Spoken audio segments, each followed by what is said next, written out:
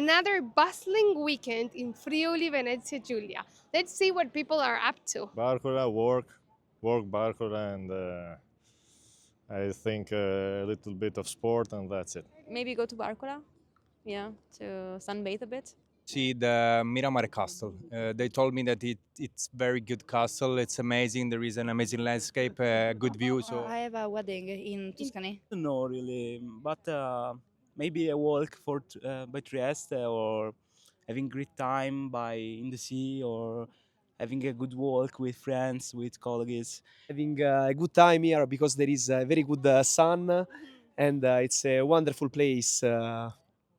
I would like to visit the cave Grota, Grotta Gigante. Grota Gigante, the big cave that you also have here.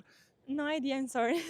Have a massage in Nova Gorica, and then I will go to my boyfriend that he lives close to Udine. No, maybe a Nosmitsa or something like this. Yeah, it's good weather, not that hot yet, but I was in the castle. Miramare. Yes, Okay. Miramare. We are living here, so we will go to Croatia like for holiday. it is also nice to explore the closed places. It is very nice.